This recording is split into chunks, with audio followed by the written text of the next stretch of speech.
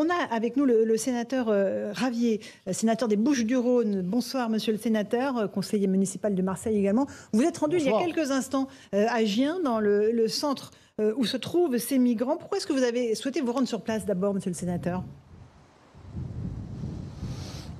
Oui, je suis devant le centre de vacances d'EDF qui a accueilli ici sur la presqu'île de Gien ces 230 clandestins. Écoutez, moi ce que je peux constater, c'est que la France est généreuse. Elle est généreuse avec les étrangers, en particulier les clandestins, parce qu'ici, dans ce centre de vacances, il y a une convention qui a été signée d'ailleurs entre l'État et EDF. On nous présentera la facture à la fin du séjour. Eh bien, d'ores et déjà, il y a un accueil des migrants, je dirais, à tous les stades.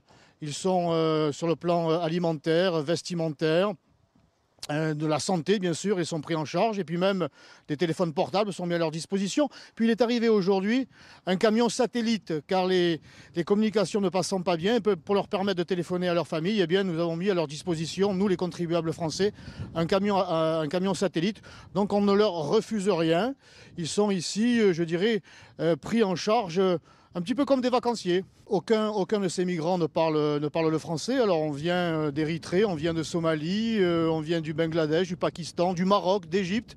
Je ne savais pas qu'il y avait la guerre au Maroc et en Égypte. Aucun ne parle le français.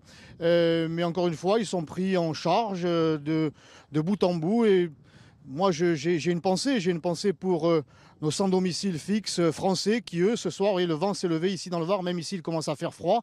Eh bien, nos compatriotes, eux, sont dehors.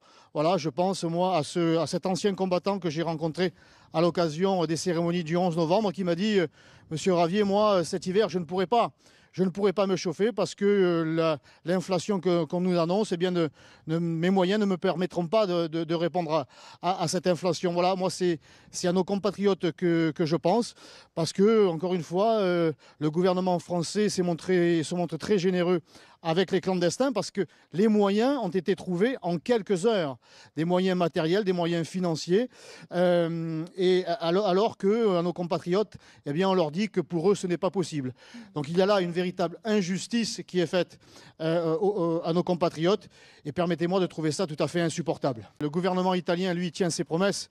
Le gouvernement d'union des droites, emmené par Mme Meloni, a fait savoir que les ports italiens, eh bien, n'ouvriraient plus. Et l'Ocean Viking a trouvé un port d'attache en France et c'est une première, c'est une décision d'Emmanuel Macron. Il a changé de braquet puisqu'il y a effectivement une poignée d'années, il s'était refusé à ouvrir nos ports. Eh bien, c'est aujourd'hui chose faite. C'est un signal fort à envoyer à l'immigration, aux migrants candidats et puis aux passeurs. Parce qu'évidemment, il y a un réseau de passeurs efficace et qui écoute la France, qui observe la France.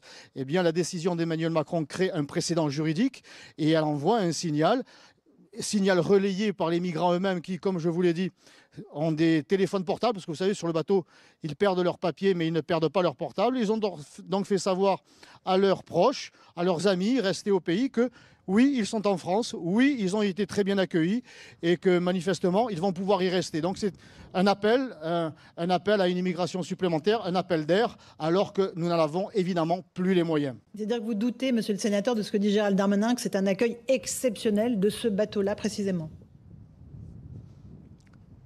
Oui, c'est un accueil exceptionnel qui précédera un autre accueil exceptionnel, puis un autre accueil exceptionnel. D'ailleurs, votre reportage l'a annoncé, le gouvernement français a signé des accords avec le gouvernement britannique qui prévoient la création de structures d'accueil de migrants dans le sud de la France pour les empêcher d'aller en Angleterre. Donc les Britanniques seront protégés d'une submersion migratoire et c'est la France qui va l'accueillir.